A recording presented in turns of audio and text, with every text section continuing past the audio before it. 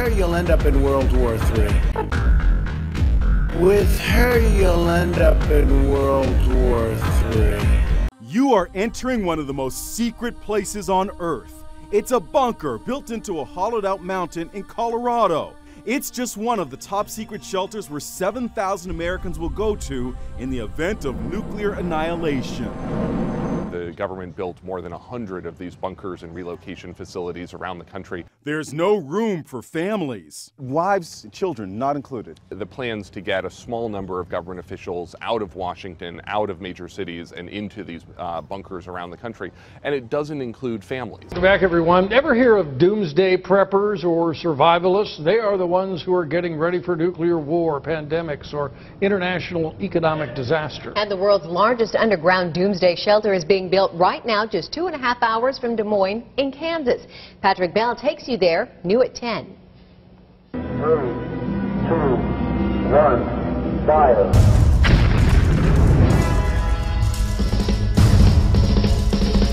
It's kind of like an underground fortress.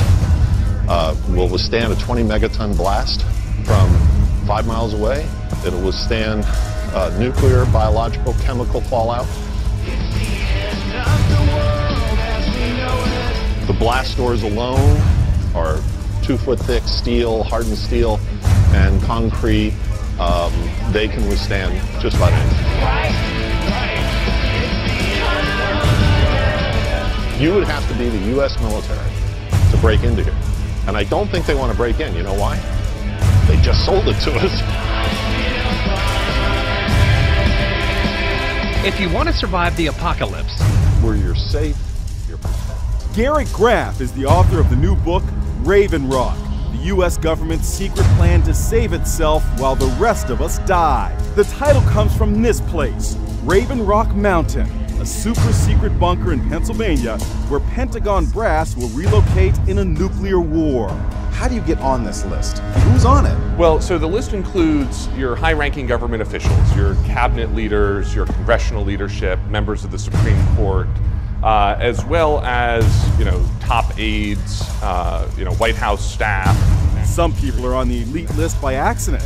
The bunker at Cheyenne Mountain in Colorado has its own Subway sandwich shop. If you just happen on the time of the apocalypse to be the person manning the cash register at the Subway, you're going to be the only fast food employee in America who survives the nuclear war. Another bunker is buried in Virginia at a place called Mount Weather. This is the Mount Weather facility about 60 miles west of Washington, D.C. And it looks like a typical secure government facility. It is surrounded by a chain link fence with a barbed wire at the top. And they don't like visitors. okay. I need you. Right now, there are 131 active deep underground military bases in the United States. There's 1,477 of them worldwide. Each one has an average cost of $17 to $19 billion. Each one is built in the site, it used to be, it'd take a year to 2 years to build each one. And now they're capable of building a couple of them a year with sophisticated methods. My colleague, Al Bielik, has actually been on some of the high-speed railways, the magneto-leviton trains that connect all the deep underground military bases within the United States. He's been on a Mach 2 train and floats off of a single rail at 3/4 of an inch off the rail and is what you'd call high-tech. We have nothing like this on the surface.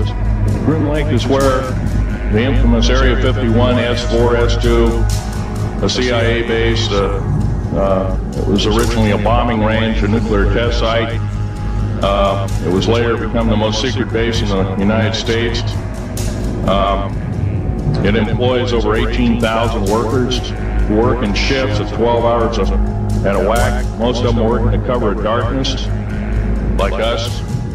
We built out 9 underground military bases there, each with an average capacity capable of basically a city underground, roughly 4¼ cubic miles hollowed out underground. They have boarding machines, for instance, They don't bore, they literally vitrify and melt the rock, deflagrate the rock. It's a very sophisticated laser melting and deflagrating system. Reduces the rock to a powder and then melts the remaining rock as a coating on the inside of the base, so you don't have to use gunite, cements, and other kinds of things like that. That's all old hat now. Technology is just basically, the new technology we get is the old hat of the military. Anyway, after we drilled all 4 holes, it's about 2 days to drill all 4 of them. And when you build an underground base, you drill 4 basic holes, and then you build called stopes or cross-member holes across, and then you use blasting equipment and special blasting equipment by the analyzation of the rock formation, and you literally blast out or tunnel out or deflagrate or melt rock out to build the large rooms that are required for this underground base. I was involved in building another base inside of Dulce, New Mexico, which is Los Alamos Laboratory. It's a biological laboratory. On the southwest part of the Archuleta Mesa, we built an underground facility, a better part of 3 cubic miles hollowed out underground. Then to the southwest of that, we were in the process of the early stages of building. We drilled 4 large tunnel-like holes. Some of them ran 2.5 miles under the surface. At that time, number of the original wells or drilling machines that were used were at the rate of 2 miles a day. Area 51 is only 1 base, one of the 131 bases. Of these 131 bases, I call Area 51 a mega base. It's got more than 1 base in it. It's Tonopah Test Range, Area 51, S2, S4, Groom Lake, and a host of others. Now, these mega bases are gobbling up our gross national product. Right now we're spending 28% of the gross national product on building underground bases solely. That doesn't count for the defense budget. That doesn't count for the spare parts budget. It doesn't count for any of that at all. And the black budget is dead wrong. It sidesteps the United States Congress and its Constitution of its people and says you're a bunch of morons, you don't need to know. Well, a need-to-know basis is an executive order written during the Eisenhower era right after the created 1954 treaty and is treasonous and illegal in this country and should be overturned and abolished. All this alien thing is fine, except for one thing.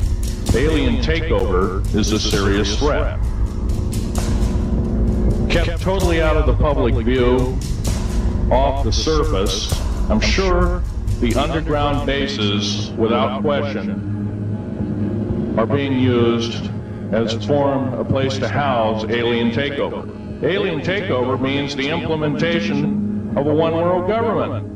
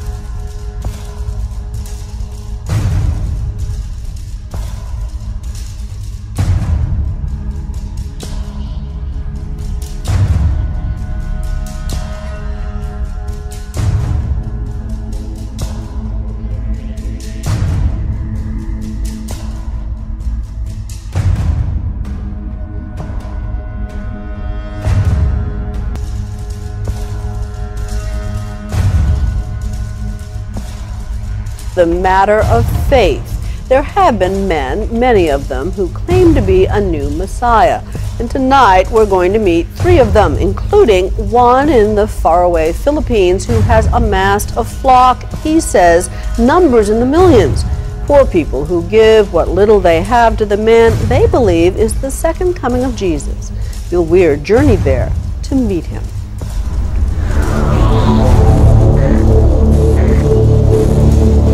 Throughout the Bible, prophets, angels, and Jesus himself all promised that the Son of God would return to create heaven on earth. And throughout the ages, billions of Christians have wondered, when? But what if the second coming is here, now? There are a number of would-be messiahs who claim exactly that, and few are more physically convincing than a former Russian traffic cop named Sergei Torop. In the woods of rural Siberia, he is known as Vissarion, the teacher, and around 5,000 disciples live around him, growing their own food and feasting on his every word. My whole body was trembling. The trembling is not coming again. But it's very emotional to me. His real name is Sergei Anatolievich Torop, and he was once a Russian traffic cop until he lost his job. Afterwards, he reinvented himself as a Russian mystic and sect leader. He claims to be the reincarnation of Jesus Christ and heads a religious movement known as the Church of the Last Testament in a small Russian settlement called Petropavlovka. He has around 4,000 followers living in and around the settlement and around 10,000 followers worldwide. One sure sign that this man is not Jesus is the fact that he claims to be reincarnated. Reincarnation is not a biblical teaching. Next on the list of modern-day false messiahs is Alan John Miller. He believes he is the reincarnation of Christ. He also has a group of followers, an inner circle of 13 individuals that believe they are reincarnated people from the Bible. For example, his girlfriend, Mary Luck, believes she is Mary Magdalene from the Bible. They actually run a YouTube channel together called Divine Truth and have a small following. Welcome to the Divine Truth channel. I'm Jesus, but most people call me AJ or Alan. And I'm Mary Magdalene, and most people call me Mary because I was born in this life Mary Luck. Democracy? Democracy. Democracy is not what these people need. Hell, it's not even what they want. America's been trying to install democracies in nations for a century, and it hasn't worked one time.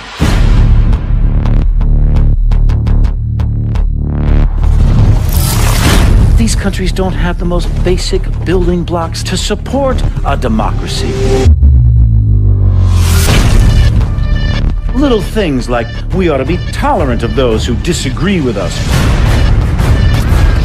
We ought to be tolerant of those who worship a different God than us. That a journalist ought to be able to disagree with the president.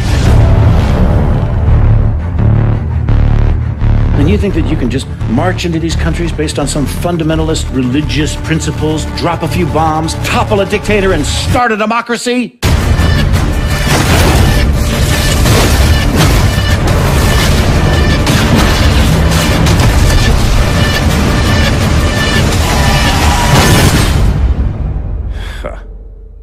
Give me a break.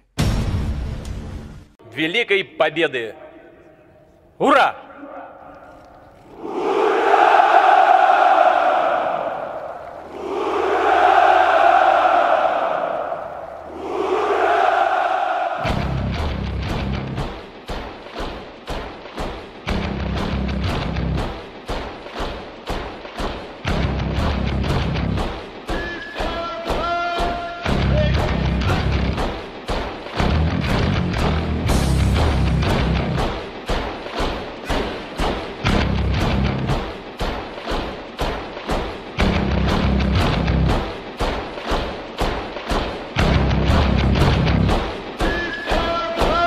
You are going to be so proud of your country because we're going to turn it around and we're going to start winning again. We're going to win so much. We're going to win at every level. We're going to win economically. We're going to win with the economy. We're going to win with military.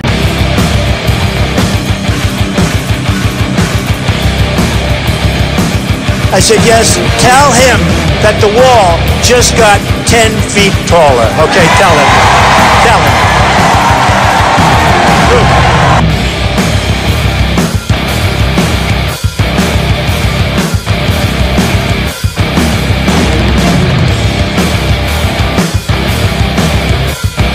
We're going to win with every single facet. We're going to win so much, you may even get tired of winning.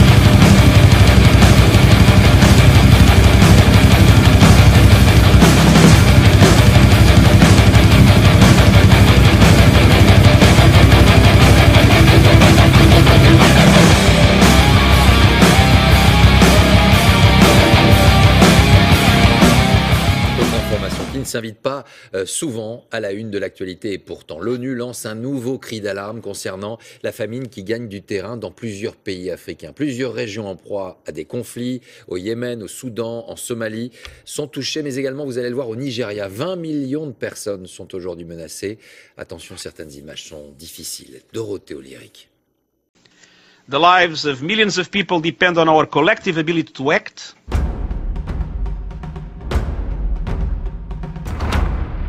And in our world of plenty, there is no excuse for inaction or indifference.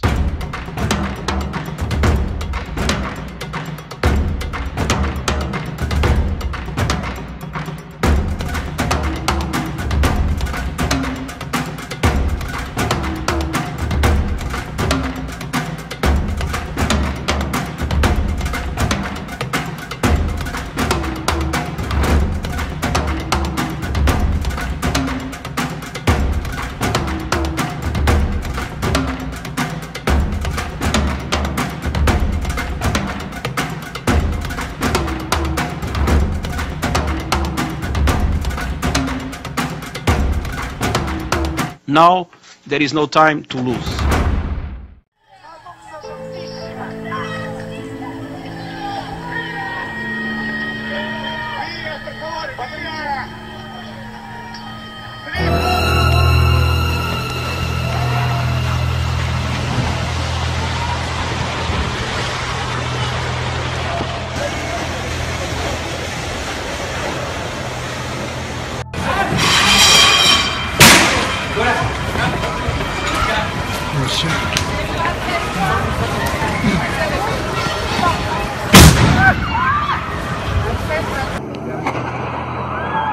Puta madre.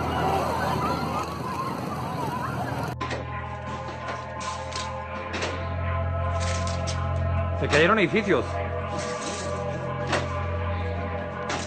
Se cayeron edificios.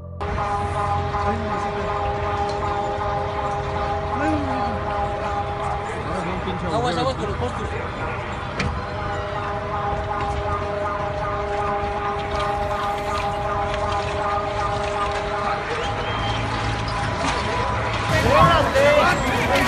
¿Qué era eso? Fuera de los cables de luz.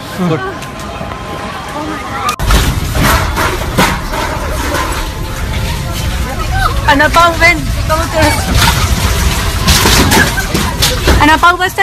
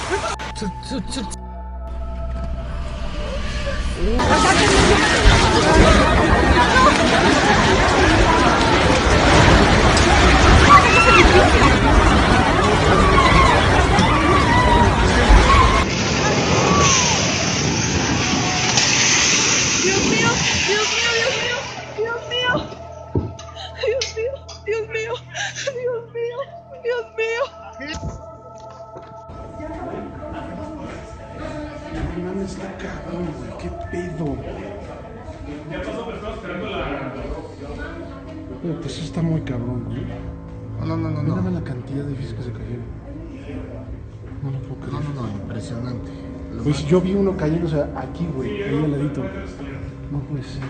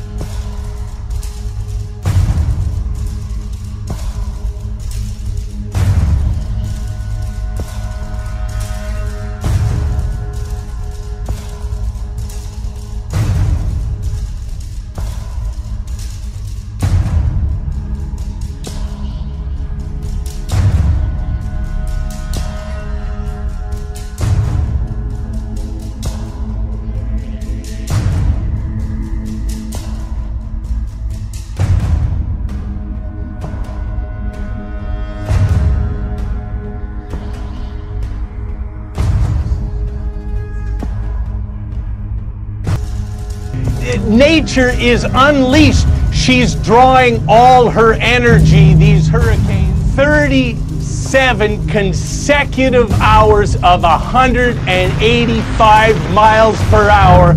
We've never seen anything like that. Over the past 10 years, we've seen 100-year storms every few years.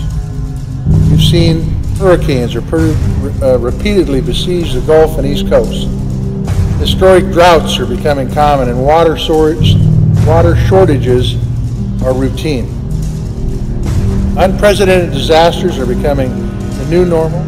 With science forecasting a dramatic rise in both the frequency and severity of disasters, the more wicked these storms around America and planet Earth are going to become. The picture's almost apocalyptic.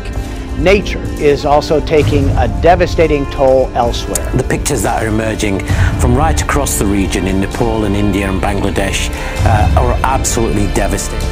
One country, Bangladesh, a third of Bangladesh is underwater. The monsoon rains are becoming more intense, stronger and more devastating year upon year. And lightning bolts have flashed across the Southern California sky this week, all within a 24-hour period. The Golden State has been in the middle of a record-breaking heat wave, leaving climate scientists scratching their heads. I've never seen it rain this hard at the beach. It's pouring. And it's about to get way worse. Oh, oh, wow. Oh, look at that. Oh my God. Holy moly. Part of this crazy weather system, a quick-moving storm left quite the destruction as it rolled through Santa Barbara. Others sought refuge in stores. Oh my God! Just look at these terrifying images. Things were literally just zooming by. Big shingles, fences, chairs, trash cans. And yeah, it was quite a scene. I don't remember ever seeing a storm quite like that. Whether it's the floods down in Houston, or Hurricane Irma that's threatening Florida, wildfires across the west, or extreme drought on the plains, we cannot deny that our climate is changing. We're still struggling to fully comprehend its aftermath. After one of the heaviest downpours in US history, the storm is generating an amount of rain that would normally be seen only once in more than 1,000 years. Mother Nature is angry. We've never seen the kind of damage, the biblical flooding. But the number of natural disasters has nearly quadrupled since 1970. Harvey hit Texas with Old Testament wrath, a deluge along the state's Gulf Coast. First of all, we've never seen 2 Category 4 plus, that would be Harvey at 4 and Irma at 5, smote into the United States of America in 1 year.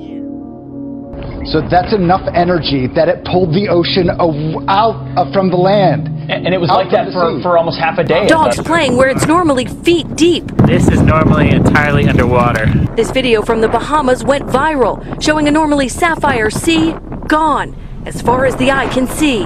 This has been a once-in-a-lifetime tidal event. The force of the approaching hurricane is so strong that despite all this ocean spray, it's actually sucked a lot of the water out of Sarasota This was the Bay. headline in Barbuta's main newspaper today, Destruction Unreal. This was Barbuda before Irma hit, as you can see, just lovely. This is Barbuda today. The Prime Minister of Antigua and Barbuda says that Barbuda is now barely habitable. And last year alone, 24.2 million people were displaced by sudden onset disasters, 3 times as many as by conflict and violence. Our first glimpse of the blackened, still smoky crust the fire left on some land here in southern Alberta. The fire started with a lightning strike 2 weeks ago and has since exploded in size. The yellow, otherworldly haze is because of several large wildfires that are burning in southern Canada and the northern Rockies. The skies glow orange at night as the flames burn on. Families wake up to ash on their windshields. Like a sunset almost, evening light in the middle of the day. It was pretty strange. It was kind of a unique surprise when we woke up today and the sky had this amber glow. Just made everything look a little bit surreal. People in Oregon and Washington are reporting ash fall from the forest fires on a scale comparable to that what happened when Mount St. Helens erupted. It's like being in hell, to tell you the truth. It's like being in hell. It's surreal. It seems like the province of British Columbia is burning up right now. It's very bright.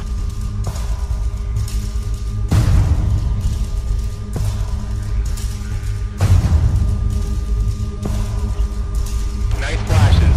Oh, wow. Down, lower right, lower right.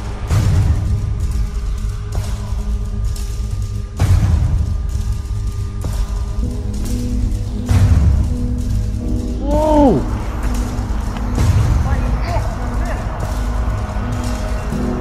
Era Paulitiosa.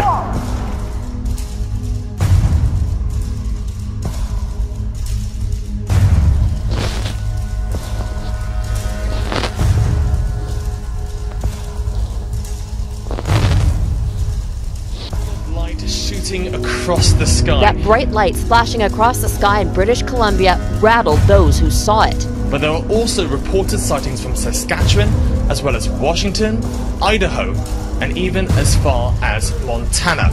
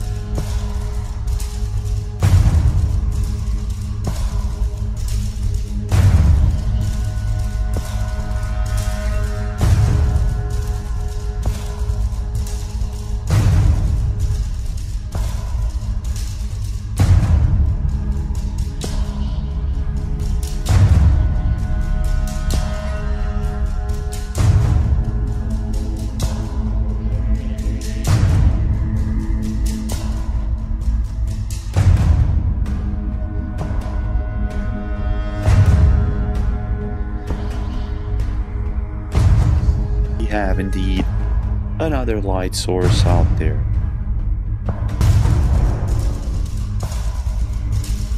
We have 600 videos, folks.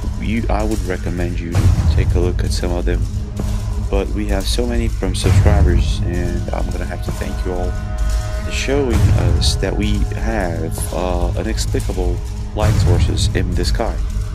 So there's no reason, there's no explanation for if I ask you, for example, where is the sun coming from, you won't tell. You can't tell. It's impossible to tell. So this is very intriguing.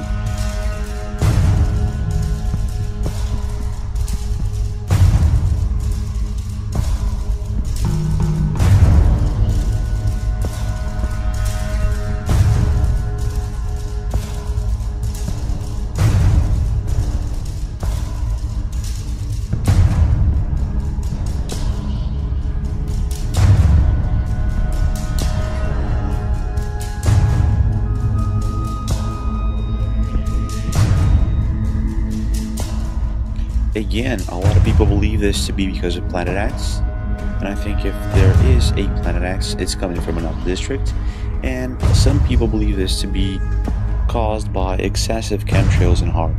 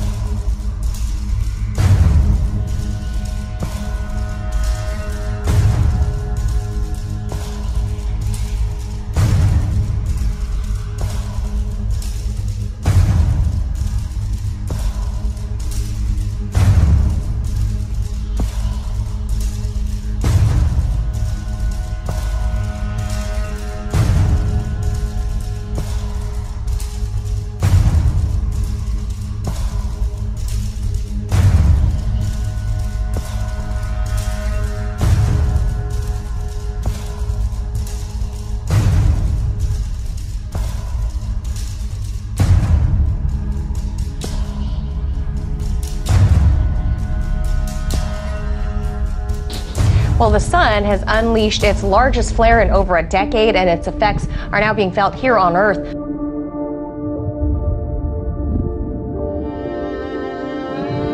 In recent weeks, we have seen the devastating effects of extreme weather on Earth, and these abnormal solar flares reveal that extreme weather is also happening in space. The sun has produced 6 sizable flares in the same region since Monday.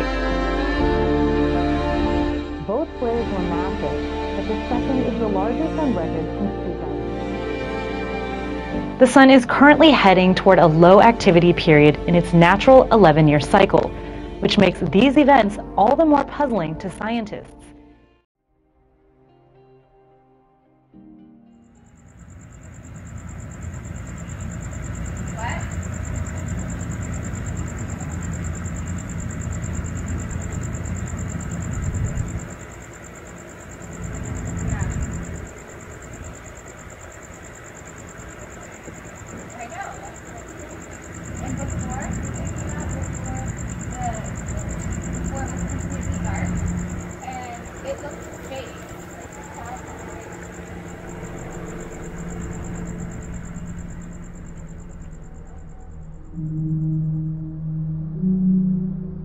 As I speak here, there are 1.5 million acres ablaze across Oregon, Washington, California, Idaho, Montana, Colorado, Wyoming, Nevada, and Utah.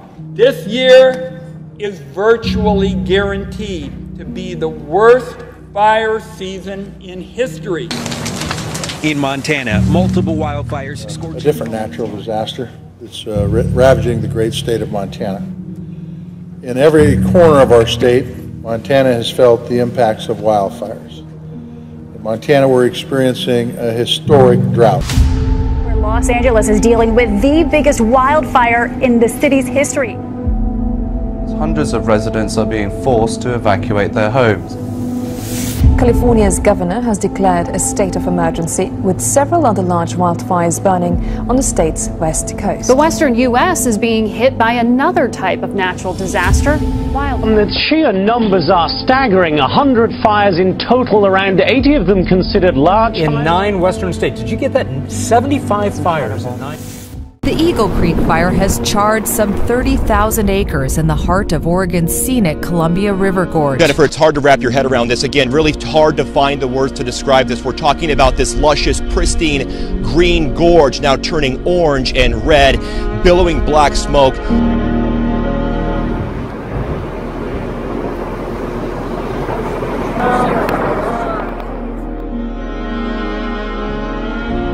It's like nothing I've ever, really ever seen. I knew there was fires going on, but I didn't think it was going to be as bad as it is right now.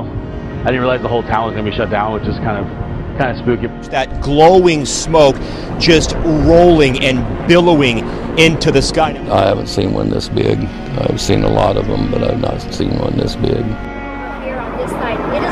And it really is even just hard to find the words to describe this. A true hell on earth, almost apocalyptic looking, the glow from those flames. Altogether, the state's wildfires have scorched more than 1,000 square miles. That's about 1/3 of all the land burning across the United States.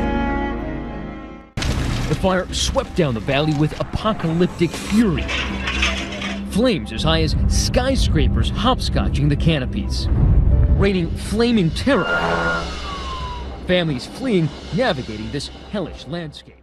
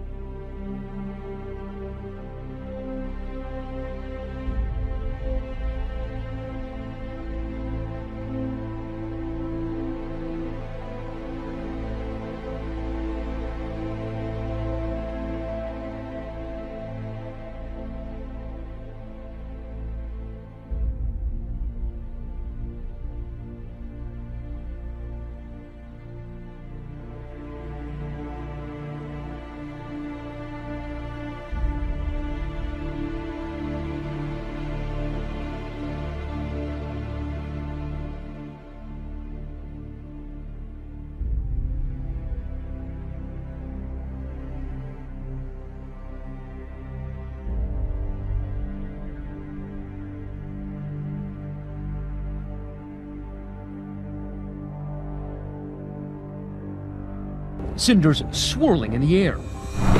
23,000 people displaced in Northern California. We spent time today with a crew of firefighters from Riverside County, California. Exhaustion remains one of the greatest perils. You guys pretty tired? We're getting there. Yeah, all of our resources have been going at it for about a month and a half. Like others out here, selective about what they could save. Firefighters are letting this burn. They're not concerned with this kind of grass fire. Their main concern right now, because they're so overwhelmed, is protecting homes and people. The Valley Fire, 100 miles north of San Francisco, threatening Napa County, fueled by dry conditions and 30-mile-per-hour winds, exploding from a small fire over the weekend to a 60,000-square-acre monster. One of the fastest spreading and most destructive fires in California this year. Up to 1,000 homes and structures destroyed, one person killed. So many unprepared for its speed, trying desperately to outrun it. This man driving through the worst of it. These time-lapse videos capture the panicked exodus. Watch as this driver struggles to find his way out. Fire everywhere he turns. You can hear the fire's jet engine roar. Others cornered by those ferocious flames and smoke.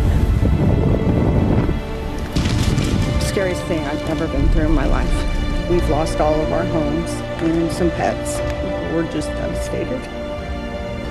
As the flames overtook an entire town, overwhelmed firefighters did what they could. The guys are very limited on resources. Every engine has got multiple structures to try and protect, and you just can't save everything. Retired firefighter Todd Sudmeyer live streaming the desperate fight to save Middletown, California. We're putting water on this particular house because it's at a corner. And and they don't want to lose this corner. Officials estimate nearly 40% of Middletown now scorched earth. This is what one house looked like before the blaze, and this is all that's left of it today.